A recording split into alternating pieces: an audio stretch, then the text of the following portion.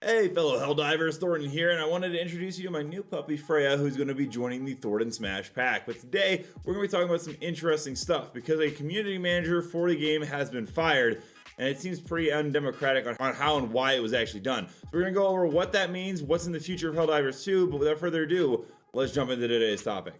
The Polar Patriots Warbound is a tiered bonus system for Helldivers 2, which is going to be here today. On screen, you can see all the gameplay that was released on Reddit, so you know exactly what you will want to unlock first. Keep in mind, you can get super credits in-game to unlock this for free, or you can spend money to get it directly, although after Sony's latest move, you may be hesitant to give them more money, as the catalyst for this new controversy was now a infamous social media post made by the Helldivers 2 community manager. In a sense-deleted outburst, the manager allegedly urged players to bombard the PlayStation Network with negative reviews for Helldivers 2. This call to action, seemingly fueled by righteous anger, was a response to a since-cancelled PlayStation Network mandate. I'm going to be perfectly clear here, I'm actually on the community manager's side, but I'm not going to get too much into my personal belief system. This policy, though, is no longer in effect and had potentially restricted access to the game for some players and was delisted in over 100 countries, even though players had already bought it. The manager's actions paint a picture of a community leader that may have just gone a little bit too far and not realized the backlash from Sony. Their call for negative reviews stemmed from a perceived threat to the game's accessibility, and once again, I 100% am on the side of Spitz. I think he did what, in my opinion,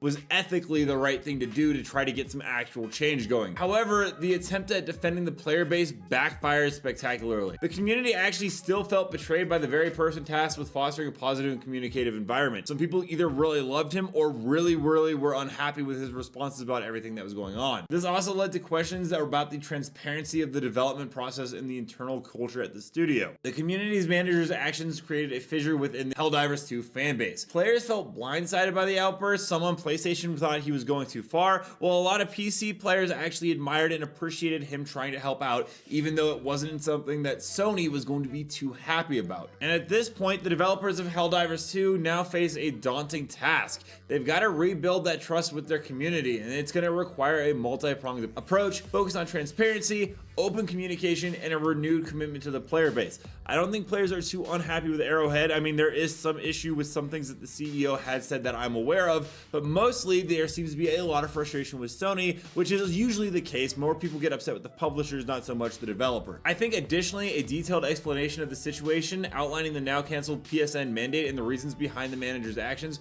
would go a long way in fostering the communication between the player base and the developers, because open communication is paramount. The developers really should consider hosting a community Q&A session, allowing players to voice their concerns and receive clear, honest answers, and the session should be streamed live, further demonstrating transparency and a willingness to engage with the community after such a horrible misstep. The coming days will be a test of character for those developers. Can they overcome this public relations disaster that honors the spirit of democracy? Or will the game be remembered for its social media meltdown and the actions of its former community manager? The future of Helldivers 2 hangs in the balance. Let me know down below, what are your guys' thoughts on Spitz being fired as the community manager? Do you think it was warranted, or do you think that Sony is just a little bit bitter? Also, don't forget to check out the videos in the top left and right corner where I cover more information on Helldivers, Finals, Power World, so much more. And until next time, everyone, thanks for stopping by.